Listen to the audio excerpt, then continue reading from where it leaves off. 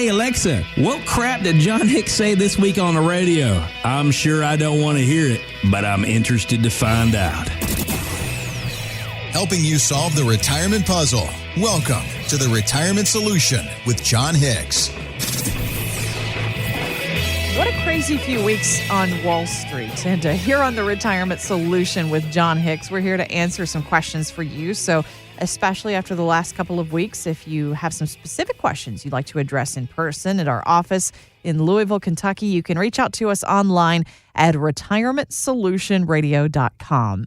And especially at times like this, John, I think we start thinking about maybe some different ways to invest. And actually, Bloomberg brought up one of those topics recently. The network actually says there are companies that are buying expensive collectibles, like something like a rare baseball card, maybe a Picasso painting, and then they go out and they sell small shares of the overall investment. So the idea is that for regular people like us to invest in big ticket items that we'd otherwise never have access to, because I would never pay millions for a Picasso. Let me be very clear about that. Well, I don't know where I'd put it without like getting cheese whiz stains on it. I mean, that's the problem. In my house, it's any given minute that my 5-year-old is not going to like whatever dinner was, and she chucks it at something. Now, in all fairness, she's left-handed and she's got a good throw, so I'm not even mad. I'm like, hey, you keep that up, baby. Yeah. And you could maybe play some hardcore softball, maybe get a scholarship somewhere. Yeah. I'm all about it. It's laughable. But this is a really interesting concept, because this is what I've been saying on the show for a long time. There are so many non-traditional investments that we can put money in. But realistically, there are a lot of people out there that we actually work with that do want things like this. They may not want to buy 50 pristine Mickey Mantle cards on their own for $750,000. But they really wouldn't mind diversifying $2,000 to get a percentage of that, because if those go up over time, they can actually make money. Yeah, sure. Now, what we've seen, and I think I've used this example in the past, you can actually, or at least historically, you could have bought into restaurant chains. You never had to flip a burger. You never had to wait a table. Oh, good. You never had to sweep. Yeah, you never had to sweep up peanut shells.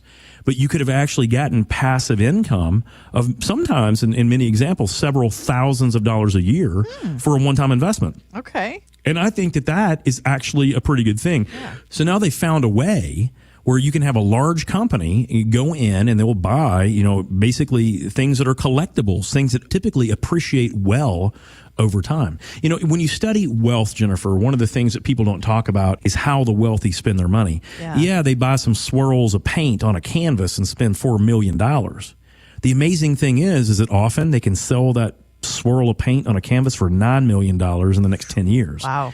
And people like me, people like us, people may not have the ability to do that or never even thought about it. But if you could, and think about it, there's some of those collectible memorabilia things out there, and I'm not talking about Beanie Babies from the 1990s. We all have some of those, right? Yeah. I saw a lady who was driving in front of me on 71 the other day, and she had like 20 of them in the back of her car.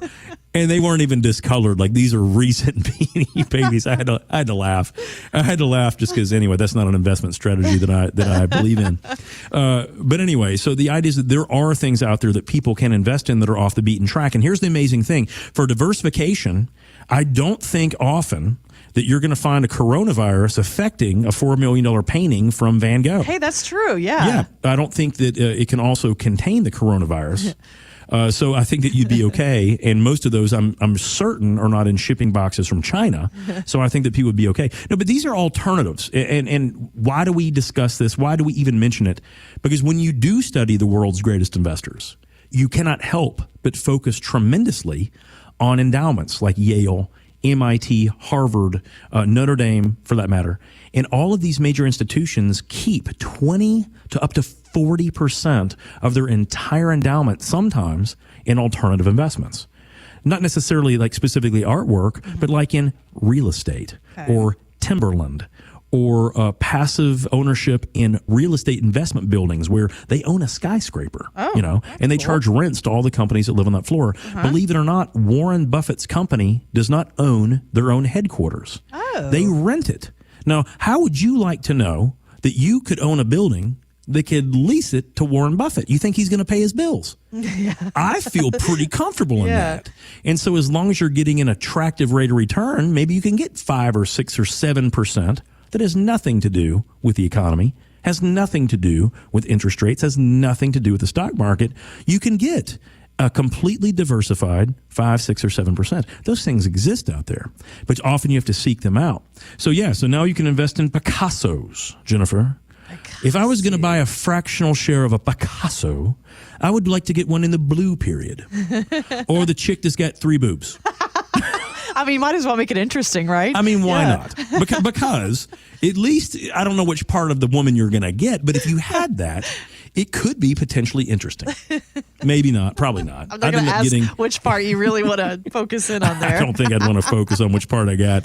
I don't think I'd want to personally invest in Picassos, but there are a lot of cool things. By the way, gold is considered an alternative investment, as is silver, precious metals, and things like that. So the main thing is that diversification is real. And I'll tell you one thing. If you do look at what happened this week when the market went down, everything went down when it came to market-based assets. How smart would it have been to have something in completely secured or completely non-correlated places, whether it be in alternative investments or some form of a guaranteed and protected account, often insured. Those exist out there. You got to make sure that it's correct for you. But those things exist where you won't have the fodder that happened early this week. We preach about diversification and true diversification, and it's interesting to know that you have a world of different options when you're looking for where to invest your retirement nest egg. And we would never encourage anyone to think about just one thing. And I think that's what so many product salesmen do today.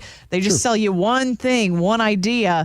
You're talking about a world of options. But again, that retirement solution is kind of different for everyone. Yeah. And so it's all about being unique to find out what will fit into your situation, so you can control your maximum drawdown. The cool thing is based on how much risk you want to take, that'll kind of dictate what your portfolio should invest in for that period of time.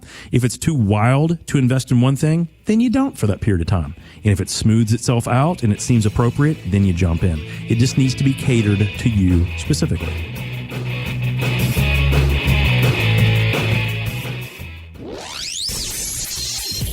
There's no such thing as a dumb question. Well, maybe. Either way, drop us yours at retirementsolutionradio.com.